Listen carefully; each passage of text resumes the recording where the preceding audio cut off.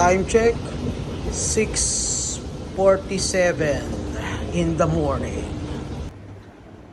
Hi, abang kaka. I'm back. Dave's TV nga pala. Muling nagbabalik. Yan. Good morning nga pala, abang kaka. Today is May 5. So, weather forecast, cloudy lang. So, wala tayo sa bahay, abang kaka. Nandito na kagad tayo. Mabilis na transition. Nandito na kagad tayo sa Nobina Tantoksing Hospital. Kasi malapit to sa church, abang kaka. So, today is magsisimba tayo, syempre. Every Sunday nagsisimba tayo. So, napaaga lang, abang kaka. Kasi 2 days off tayo eh. So, ayan. So, bali, congratulations nga pala sa sister-in-law ko. Wow, gumraduate siya ngayon with honors. So, aloha sa'yo. Winner, chicken dinner. Yeah, congrats, JC. Okay, so ngayon naghahanap ako ng makakainan muna, magbe-breakfast muna tayo. So, gusto ko yung hawker center lang. Hindi na doon sa mga fast food chain. So, ayan, maghahanap muna ako, maglalakad-lakad. Kasi hindi ko pa kabisado tong Novena. Kung nasaan ang mga kainan dito. Hawker. Yan, so, yeah.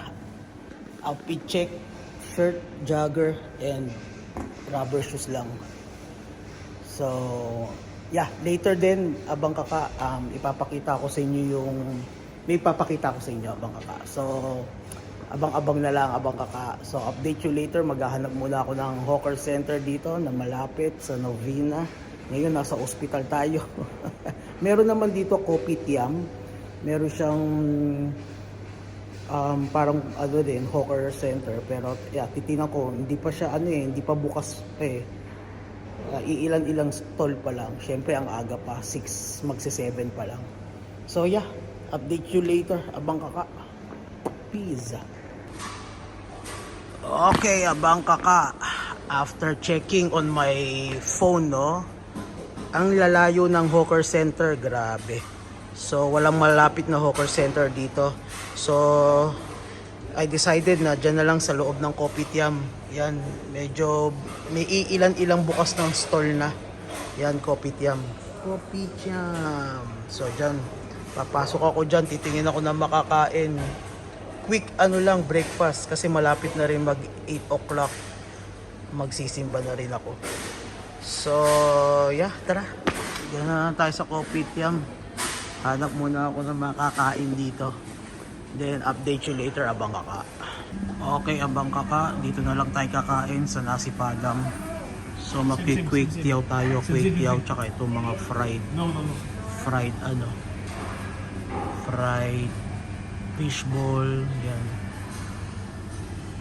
Okay, update you later. So, ayan na, abang kaka. Quick tiyaw na lang tayo, tsaka yung chicken na karage na Japanese style.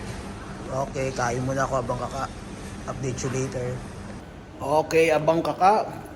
I'm done. I'm full. Yeah, thank you, Lord. Okay. Tara, let's go na. Punta na tayo sa simbahan. 7:30 na. Mag-8 na. Let's go. Okay, abang kaka, I'm back. Okay, the weather is good. Very good ngayon. So, andito na tayo sa St. Alphonsus Church. So, ayan, aakyat na tayo sa hill. Yan. Okay, simba na ulit. Simba tayo, abang kaka. Simba kayo dyan. Okay, update later. Okay, andito na tayo sa entrance, abang kaka. Yan, syempre, muna tayo ng holy water.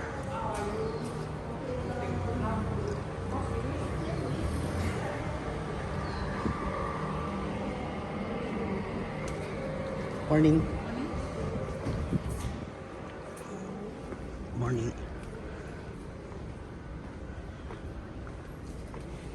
Okay, abang kaka, ang lamig, no? Ang lamig ng aircon dito. Okay, update later, abang kaka.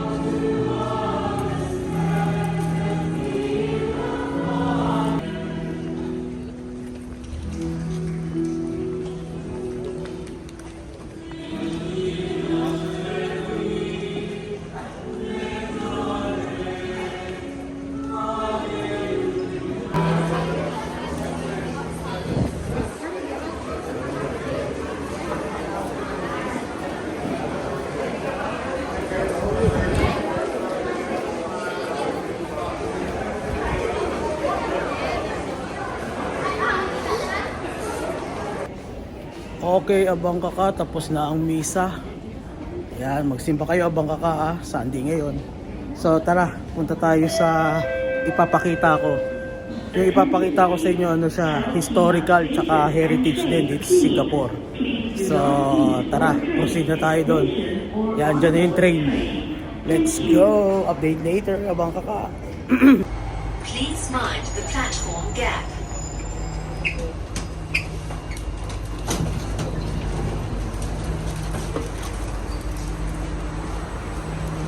Okay, abang kaka, tara, let's go. Bali, ano pala, Dobigot Station, nearest MRT yung pupuntahan natin. So, tara, let's go. Actually, Dobigot and Somerset, in between lang siya ng station na yan, yung pupuntahan natin. Tara, let's go! Update later. Yan, abang kaka, bali, exit B tayo ah, exit B. Mag-e-exit papunta doon sa pupuntahan natin. Tara, let's go!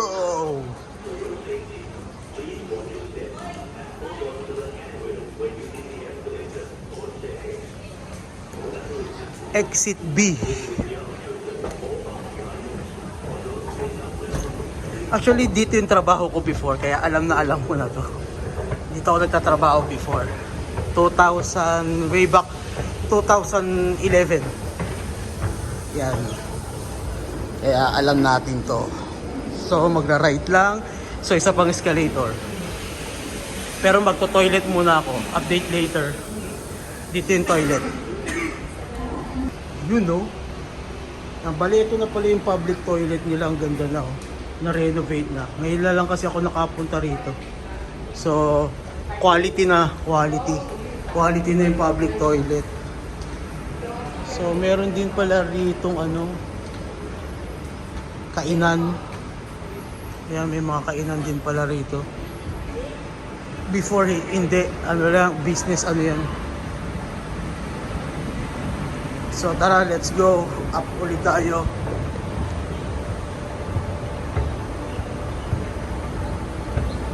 So bali, ayun yung Plaza Singapura, right side, mall yun. Yan, mall yan. Plaza Singapura. So dito yung way natin. So bali ito ano, Dobigot Station to. Nako, nagbabadya na naman, uulan na naman. Tara, let's go. Bilisan na natin. So yan, Dobigot Station to. Yan, Dobigot Station. So tara, bakit abutin tayo ng ulan, wala tayong payong. So update you later.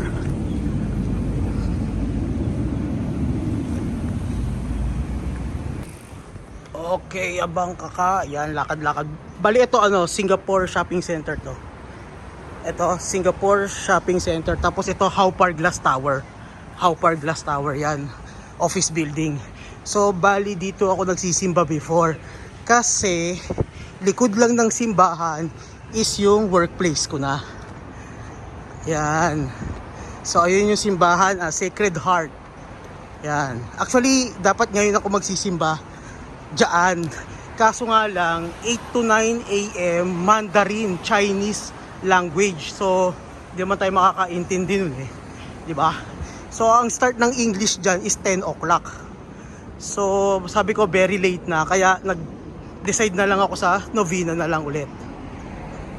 Yon ang kwento noon. Kaya, sana kung nandyan ako, mapapakita ko na sa inyo kagad ng mabilis. Ayan. Ayan yung Sacred Heart Church. Yan, dyan ako nagsisimba. Every 12 o'clock ako dyan. Kasi yung break time ko, lunch break, is 12 o'clock. So, magpapaalam lang ako na magsisimba. Granted naman, ayan. Nakapagsimba tayo dyan. Bali, gate lang yung pagitan.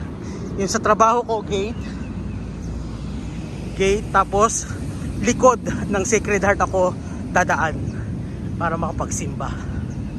So tara, let's go. Aakyat tayo dyan. Dyan yung papakita ko sa inyo. Tara, let's go.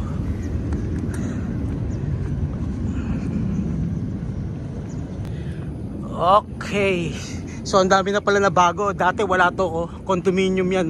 Dati wala yan. Yung nagtatrabaho ako dito. So nagwo-walk lang ako rito. Tas wala yan. Ano pa yan? Mga puno pa yan. Tapos ayun yung Sacred Heart. Diyan. Yan yung tapos doon yung sinasabi kong gate. Right side trabaho ko. Tapos left side yung Sacred Heart. So tara, dito pa ipapakita ko sa inyo. Abang kaka. Ganda ng aso.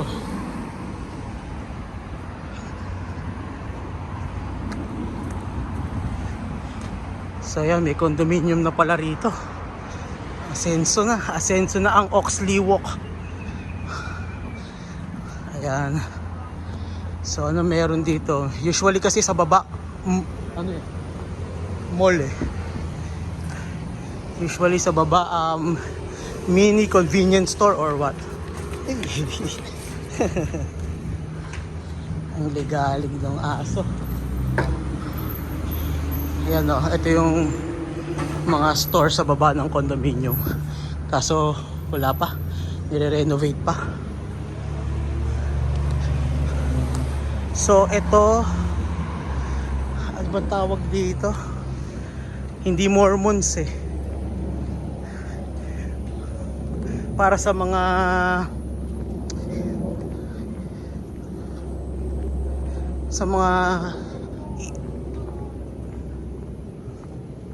Israeli. Yan dyan. Sa likod niyan, workplace ko na. Yan, bali Oxley Garden dito. Oxley Walk ang pangalan ng lugar na to. Oxley Walk. Teka, tatawid tayo. Yun, abang kaka, synagogue pala to, synagogue for mga Jewish. Yan, yun yung chapel nila. So, dito yung trabaho ko. Dito, straight. Yan, Bellevue Residences. Yan. Diyan ako nagtatrabaho, condominium, high-end condominium. Diyan, papasok dyan. So, hindi naman tayo dyan pupunta. Dito yung sinasabi ko sa inyo na historical and heritage. Okay? So, yun, yung 2011 ako rito, may mga nagpapatrol dito na mga special force unit. Everyday yun. Kasi nandun lang sa Stana Park, yung parang Malacanang dito sa Singapore. Doon lang nag-oopisina yung Prime Minister. So may clue na kayo, no? Kung ano ipapakita ko sa inyo, no? So yeah, everyday yung mga tao nga, yung mga foreigner, yung mga puti, natatakot sila bakit daw may mga special force unit na nagpapatrol dito. Grabe, tapos yung mga high caliber pa, yung mga baril nila talagang mga high quality. Grabe, matitindi. So nagpapatrol yan dito. Hale-halera sila. Parang dalawang patrol, dalawang squad, left and right ha, left and right, naglalakad-lakad sila dyan. Everyday yun, round the clock, hanggang madaling araw ata o what eh. Kasi napaka safe na dito sa Singapore, pero ganun pa kahigpit ang kanilang security para sa kanilang minamahal na Prime Minister. So yan na, kulo ko. Tara, baka umulan pa. Update later. Okay, abang kaka. Yan, malapit na. Ipapakita ko sa inyo, abang kaka. So, andito tayo ngayon sa 38 Oxley Walk. 38 Oxley Walk, kung saan makikita nyo ang bahay ni former Prime Minister Lee Kuan Yew. Siya lang naman ang nagpaunlad ng Red Dot Country. Eto siya, abang kaka. Ayan ang bahay ni Lee Kuan Yew. So yan. So tara pa. Yan. Hindi niya yan inalisan, hindi niya yan iniwan. Yun simula naging Prime Minister hanggang mawala. Diyan siya tumira. Hindi siya lumipat. Tingnan mo, napakasimple, parang Duterte lang siya. Napakasimple. Napakasimple ng bahay ni Lee Kuan Yew. 2015 siya nawala, hanggang sa nawala siya Diyan pa rin siya naninirahan. Yung Stana Park, yung parang Malacanang, is doon lang yon sa Bellevue, sa Dobigot. Kaya malapit dito. Kaya before, talagang bantay ito ng mga ng mga task force unit, yung mga special force. Yan. So 38 Oxley Walk. 38 Oxley Walk. Yan ang bahay ni former Prime Minister Lee Kuan Yew. So yan. Kaya kapag pupunta kayo sa Singapore, ipasok nyo naman sa itinerary nyo. Ayan, para historical heritage to. Yan, mag-picture kayo dyan. Ako maya magpipicture dito. Yan. Yan, hindi niya na pinarenovate. Kung ano lang yung dati, yan lang din. Siguro gate lang ang before kasi walang gate dito. So yan, tamo-tad-tad ng CCTV. Ewan ko kung yari ako rito kung nagbe-video. Yan.